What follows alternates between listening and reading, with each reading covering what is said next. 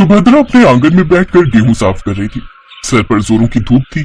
उसे देखकर उसकी बहू झोपड़ी से बाहर आई और उससे बोली, माँ जी कब से आप गेहूं साफ कर रही हो? अब चलिए अंदर आ जाइए, नहीं तो धूप लग जाएगी, और एक साथ इतनी देर में धूप में काम करोगी तो तबीयत खराब हो जाएगी। मेरा सारा काम खत्म हो गया, अंदर आ जाइए, मैं भी आपकी मदद कर देती हूँ। फिर दोनों सास बहू अंदर झोपड़ी में गेहूं साफ करने लगती है। तभी सुभद्रा की बेटी अंजलि अपनी माँ से कहती है, माँ क्यों थोड़े से पैसों के लिए बेकार कितनी मेहनत करती हो?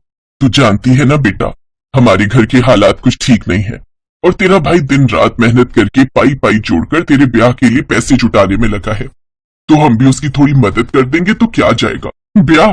अच्छा माँ, मैं पहले ही आपसे कह रही हूँ, मैं ऐसे वैसे घर में शादी नहीं करूंगी। अरे जब मुझे गरीबी झेलनी ही है तो मैं ऐसे वैसे घर जाकर गरीबी क्यों झेलूं? और अगर गरीब घर में मेरी शादी हुई ना तो पहले ही कह देती हूँ, मैं वहां से भागकर आ जाऊंगी।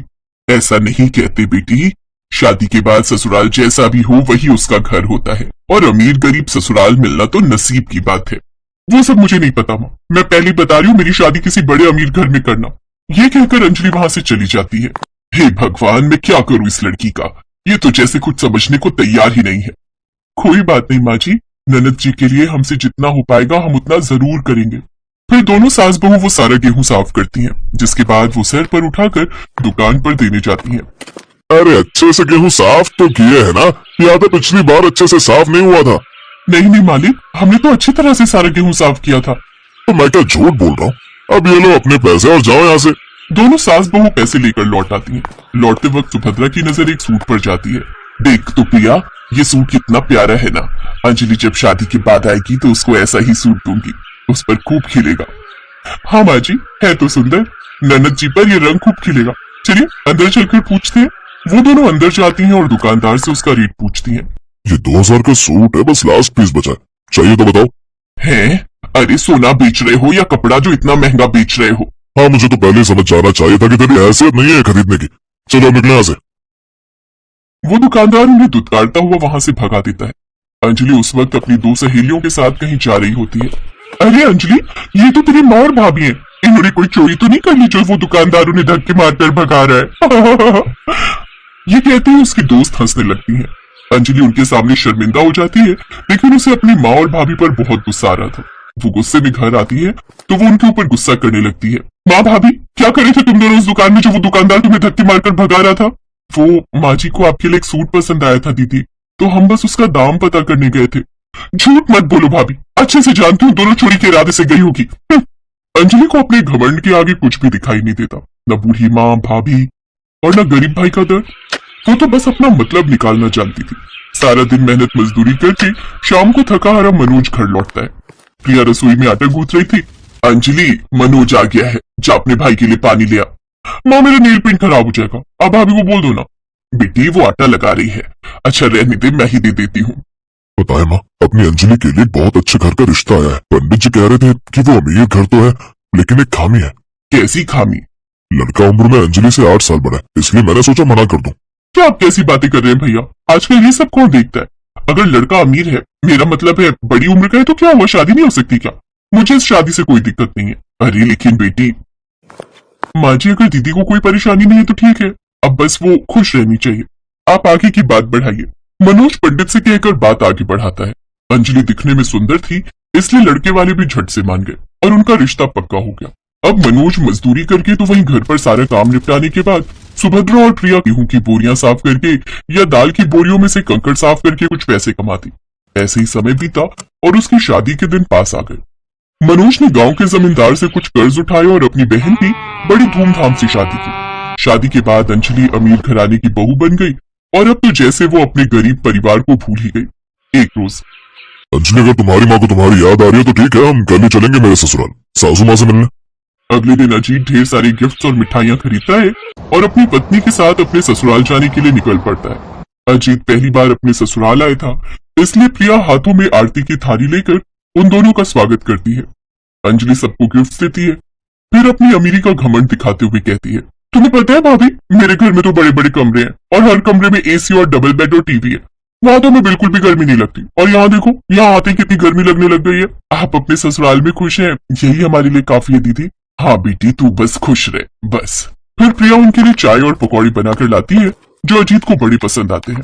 कुछ देर वहां रुकने के बाद वो वापस जाने लगते हैं तो प्रिया अंजलि को वही सूट देते हुए कहती है, ये सूट हमने आपके लिए लिया है दीदी, दिन रात मेहनत करके पैसे जोड़े थे इसके लिए। अब मुझे इस सूट की कोई जरूरत नहीं है, मेरे पास महंगे महंगे कपड़े हैं। अंजलि उस सूट को ठुकरा देती है। ये देख अजीत गुस्से में कहता है, तुम्हें पता है कितनी मेहनत से तुम्हारी माँ भाभी ने ये सूट तुम्हारे लिए लिया होगा। तुम्हारे भाई भाभी कितने गरीब है, लेकिन फिर भी उन्होंने हमारे आने पर कितनी सब तैयारी की है, हमें कितना सम्मान दिया, और तुम उनकी इंसल्ट कर रही हो।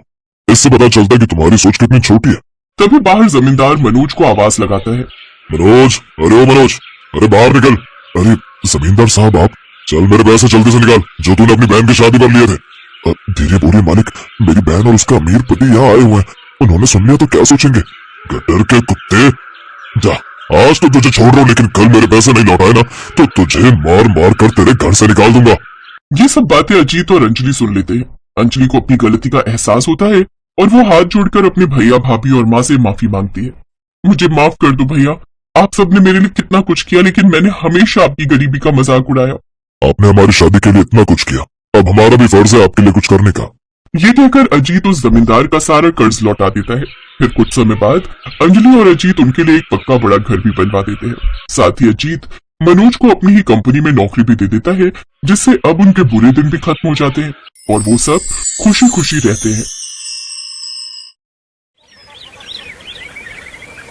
जानकी के 3 बच्चे थे, जिसमें से 2 लड़के विनोद और प्रमोद और एक लड़की कविता थी।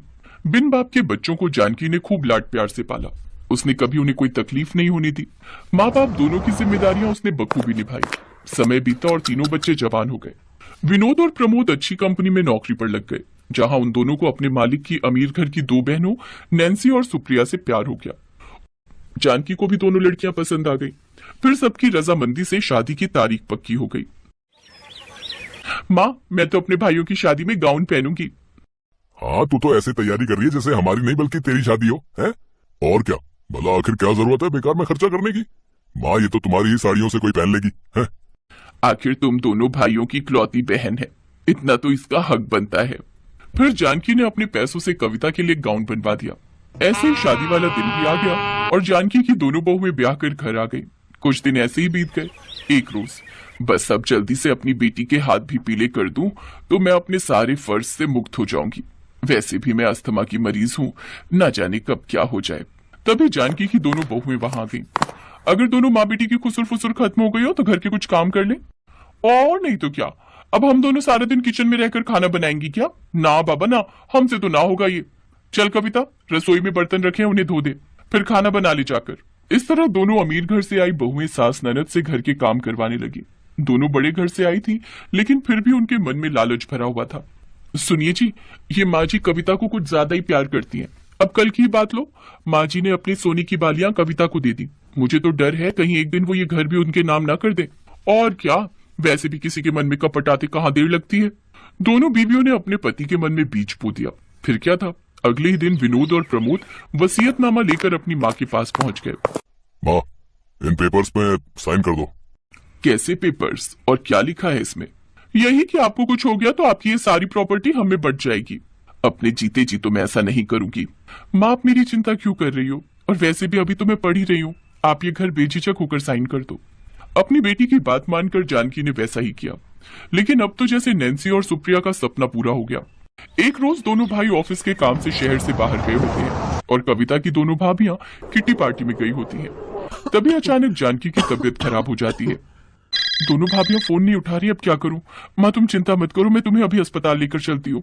कविता बाहर ऑटो ढूंढने जाती है, लेकिन जब तक वो वापस आती तब तक जानकी दम तोड़ चुकी थी। अपनी माँ की मौत के सदमे से कविता को बहुत गहरी चोट पहुंची थी, लेकिन अभी उसका दुख दूर नहीं हुआ था कि उसकी दोनों भाभियों ने वो कर दिया जिसकी उसे उम्मीद नहीं थी। नहीं भाभी, मैं इस घर को छोड़कर कहीं नहीं जाऊंगी। इस घर में मेरी माँ की यादें बसती हैं, लेकिन तुम्हें हमारे साथ ये घर छोड़कर जाना ही होगा, क्योंकि हमने ये घर बेच दिया है। तुम ऐसा कैसे कर सकती हो भाभी? नहीं, मैं अपने रहते इस घर को नहीं बेचने दूंगी। इसके अलावा तुम्हारे पास कोई ऑप्शन भी नहीं है, क्योंकि माँ ने ये अपने दोनों बेटों के नाम कर दिया था। दरअसल उस रोज उन्होंने वसीयतनामे पर अपना ही नाम लिखा था, कविता का नहीं। कविता मजबूर थी, वो कुछ नहीं कर पाई और मजबूर होकर अपनी भाभियों के साथ चली गई। कविता हमेशा अपनी माँ को याद करके रोती रहती। ओफो, अब ये तुम्हारा रोना धोना आखिर कब तक चलेगा? चलो अब ये सब ड्रामा बंद करो और घर के काम करो जाकर। आखिर कब तक मुफ्त की रोटियां तोड़ेगी? हाँ उठो अब, और रसोई में बर्तन पड़े हैं उन्हें धो लो, फिर कपड़े भी धो लेना, लेकिन पहले रसोई में जाकर नाश्ता बना लो। अगर मैंने इनकी बात नहीं मानी तो ये दोनों मुझे घर से निकाल देंगी, फिर मैं कहाँ जाऊंगी। अब कविता सारा दिन घर का काम करती और जब समय मिलता तब आधी रात को पढ़ने बैठती। एक दिन घर में विनोद और प्रमोद की बिजनेस पार्टी थी, उसमें क्लाइंट्स के साथ उनकी वाइफ भी आई थी। सारी तैयारी कविता ने अकेले कर ली। तभी पार्टी में एक औरत ने नैन्सी से पूछा, ये लड़की कौन है नैन्सी? ये हमारी नौकरानी है। ये सुनकर कविता को बहुत बुरा लगा और वो बिना किसी से कुछ कहे उस घर से चली गई, लेकिन उसे कहीं ठिकाना नहीं मिला, इसलिए वो फुटपाथ पर रहने लगी और भीख मांगकर अपना गुजारा करती, साथ ही अपनी पढ़ाई भी करती।